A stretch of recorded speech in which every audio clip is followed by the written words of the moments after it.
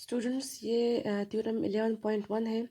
इसकी स्टेटमेंट है if two arcs of a circle or of congruent circles are congruent then the corresponding chords are equal. अच्छा, अब इसमें दो बातें हैं। एक है if two arcs of a circle, यानी कि एक ही सर्कल के दो आर्क्स, और फिर लिखा है और ऑफ कॉन्ग्रुएंट सर्कल्स, यानी कि एक ही सर्कल के दो आर्क्स या कॉन्ग्रुएंट यानी कि सर्कल्स, दो कॉन्ग्रुएंट सर्कल्स के आर्क्स। तो इसमें दो केसेस हैं। पहले केस में ये स्टडी करना है कि एक ही सर्कल पर दो आर्क्स हो, और दूसरे केस में ये स्टडी करना है कि दो सर्कल्स पर, दो कॉन्ग्रुएंट सर्कल्स पर दो आर्क्स हो। ठीक है। तो हमारा काम सिर्फ केस वन के साथ है। मतलब ये वाला जो है ना, और ऑफ कॉन्ग्रुएंट सर्कल्स, ये हम नहीं स्टडी करेंगे। ठीक है। हम सिर्फ ये वाला केस जो केस ए है, यहाँ पर हम लिख लेते हैं केस ए। ठीक है। फॉर वन सर्कल, ये हमारे पास केस ए है। केस ए है कि फॉर वन सर्कल हम सिर्फ एक ही सर्कल पे ये टू आर्क्स, और फिर क्या है कि दो आर्क्स एक सर्कल पर है और दोनों क्या है, कॉन्ग्रुएंट है, मतलब अप्रोक्सीमेटली इक्वल है। Then the corresponding chords are equal, यानी उन दो आर्क्स से जो दो कॉर्ड्स बनेंगे फिर वो भी इक्वल होंगे। ये हमारी स्टेटमेंट है, ये हमने प्रूफ करना है। ठीक है, कि हमारे जो कॉर्ड्स हों वो भी कॉन्ग्रुएंट हो। ठीक है। और कॉन्ग्रुएंट मतलब अगर आर्क्स कॉन्ग्रुएंट है तो जो कॉरेस्पॉन्डिंग कॉर्ड्स होंगे वो भी इक्वल आएंगे। तो सबसे पहले हम अपना फिगर ड्रॉ कर लेते हैं।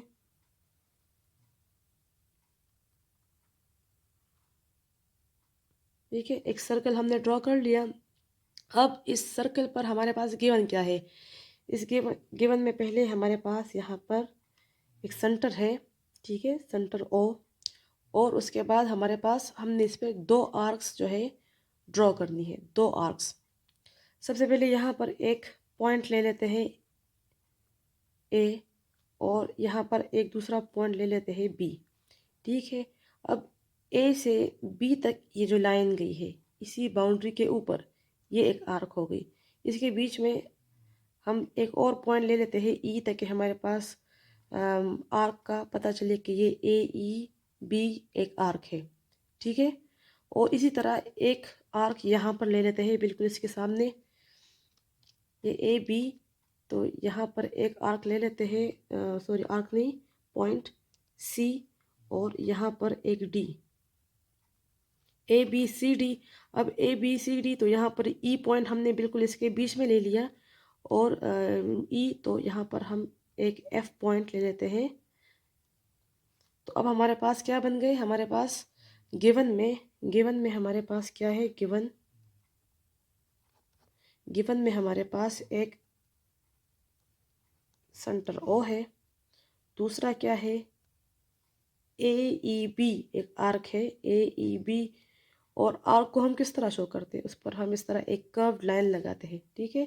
ए ई बी एक आर्क है, एंड दूसरा आर्क कौन सा है हमारे पास, C F D. C F D भी हमारे पास एक दूसरा आर्क है। ठीक है। ये हमारे पास क्या है, अब ये गिवन है, ये हमारे पास स्टेटमेंट में ये है कि ये दोनों क्या होंगे, आर्क कॉन्ग्रुएंट। ये दोनों आर्क्स जो होंगी कॉन्ग्रुएंट होगी, बराबर होगी। तो यहाँ पर गिवन में आ जाएगा कि A E B arc is congruent to C F D arc. ठीक है, ये गिवन में आ गया कि ए ई बी आर्क जो है वो कॉन्ग्रुएंट है सी एफ डी आर्क के। तो अब हम क्या करेंगे, इसमें प्रूफ क्या करना है कि यहाँ पर इस पर हम कॉर्ड्स बना लेते हैं। ए से लेकर बी तक एक कॉर्ड, और सी से लेकर डी तक कॉर्ड। ठीक है। इन पॉइंट्स को जब हमने मिलाया तो कॉर्ड किसे कहते हैं, सर्कल की बाउंड्री पर किसी भी दो पॉइंट को अगर हम मिला लें वो हमारे पास कॉर्ड्स बन जाते हैं। तो इनको हमने मिलाया तो हमारे पास कॉर्ड्स बन गए। अब हमने ये प्रूफ करना है कि then the corresponding chords are equal. अब हमने इन कॉर्ड्स को इक्वल प्रूफ करना है, ठीक है। तो टू प्रूफ में क्या है, टू प्रूफ में है कि जो ए बी लाइन है, ए बी लाइन देखिए कोड वाला निशान जो होता है इसका कर्व्ड सा होता है, ये है ए बी लाइन। तो ए से लेकर जो बी लाइन है ये कॉन्ग्रुएंट होगी सी से लेकर डी लाइन के, ठीक है। ये लाइन कॉन्ग्रुएंट हमने शो करनी है सी डी लाइन के, ये हमने प्रूफ करना है इसको। सबसे पहले कंस्ट्रक्शन में हम क्या करेंगे कि इस ओ को क्या कर लेंगे, इस ओ से ए को मिला लेंगे, बी को, सी एंड डी इन सब को हम ज्वाइन कर लेंगे ओ के साथ। इससे ज्वाइन किया, इससे भी ज्वाइन किया, दिस एंड दिस, ठीक है। बस ये कुछ बन गया, ठीक है। हमने क्या किया, इस पॉइंट इस सेंट्रल पॉइंट से इन तमाम ये ए बी सी डी जो इस कॉर्ड्स जो इस कॉर्ड के एंड पॉइंट्स है ना, ए बी इस कॉर्ड के दो एंड पॉइंट्स है, सी डी ये भी दूसरे कॉर्ड के एंड पॉइंट्स है, उन एंड पॉइंट्स को हमने इस सेंटर से ज्वाइन किया। हमारे पास क्या बन गए, इसमें ट्राइंगल्स बन गए, दो ट्राइंगल्स हमारे पास बन गए, और जिनमें एंगल्स भी बनते हैं यहाँ, यानी कि पहला एंगल और दूसरा एंगल, दो एंगल्स भी हमारे पास इसमें बन गए। अब हमने क्या करना है, प्रूफ करना है। हम तब प्रूफ शुरू करते हैं।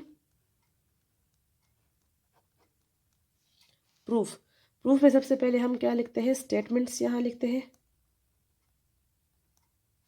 एंड रीजंस, ठीक है। सबसे पहले हमारे पास दो ट्राइंगल्स है, हम अगर इनको प्रूफ करेंगे कि ए बी लाइन जो है वो कॉन्ग्रुएंट है सी डी लाइन के, तो पहले हम यहाँ पर ट्राइंगल्स लेंगे, इन ट्राइंगल्स की बात करेंगे। ट्राइंगल्स कौन कौन से हैं, इन ट्राइंगल कौन से, पहला ट्राइंगल है ओ ए बी, पहला ट्राइंगल है ओ ए बी, तो हम लिख लेंगे ट्राइंगल ओ ए बी। और दूसरा ट्राइंगल क्या है, triangle O C D, triangle O C D. अब इन दो ट्राइंगल्स की बात हो रही है, तो सबसे पहले यहाँ देखिए जो ओ से ए तक लाइन है, ठीक है, ओ से ए तक एक लाइन गई है, और बिल्कुल इसके बराबर कौन सी लाइन है, ओ से सी तक। तो देखिए ओ से ए तक जो लाइन गई है ये बिल्कुल सेंटर से जो जो सेंटर जो सेंट्रल पॉइंट है उस पॉइंट से बाउंड्री तक एक लाइन गई है, तो इस ऐसी लाइन को क्या कहते हैं, रेडियस कहते हैं। और हमें पता है कि रेडियस जो होता है वो सर्कल में तमाम रेडियस जो होते हैं वो बराबर होते हैं, चाहे आप ये रेडियस ले ले, चाहे आप ये रेडियस ले ले, ठीक है, ये रेडियस ले ले। लेकिन क्या है, ओ से ए तक जो लाइन है ये रेडियस है, इसी तरह ओ से सी तक जो लाइन है वो भी रेडियस है, तो ये दोनों क्या होगी, ये बराबर होगी। ओ ए लाइन क्या होगी, कॉन्ग्रुएंट होगी ओ सी लाइन के। क्यों कॉन्ग्रुएंट होगी, क्योंकि दोनों क्या है, radii of the same circle, दोनों क्या है, रेडियाई है। रेडियाई क्या होता है, प्लूरल ऑफ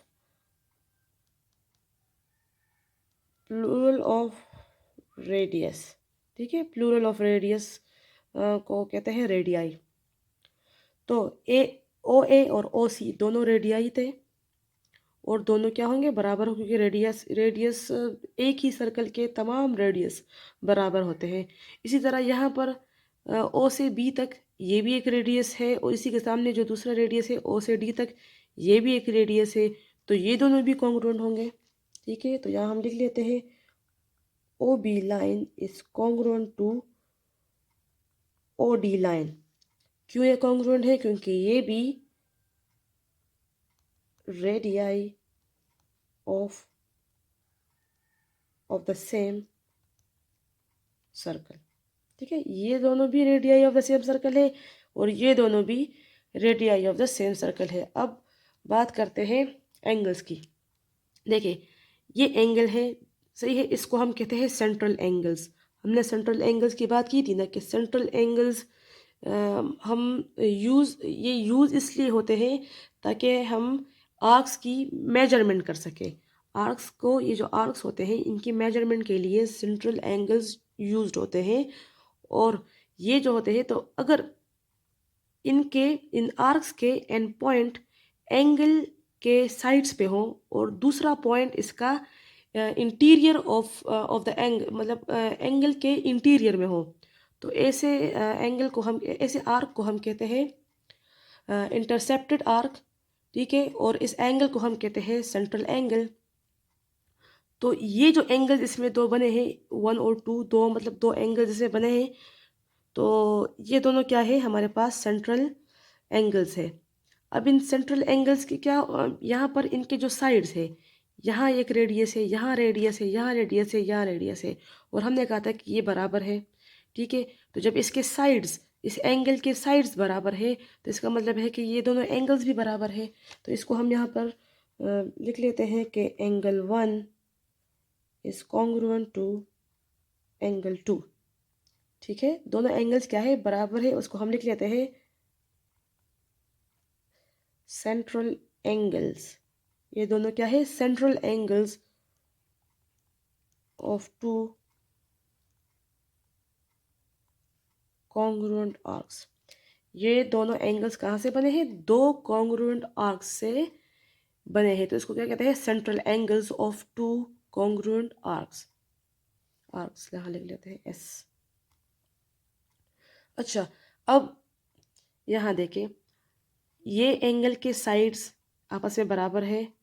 देखिए, ये साइड इस साइड के बराबर है और ये साइड इस साइड के बराबर है, मतलब दोनों साइड्स भी बराबर है और एंगल्स भी बराबर है। इसको हम कहते हैं साइड एंगल, साइड पोस्टुलेट। मतलब दोनों साइड्स और एक एंगल क्या है, साइड एंगल साइड क्या है, ये कॉन्ग्रुएंट आ गए।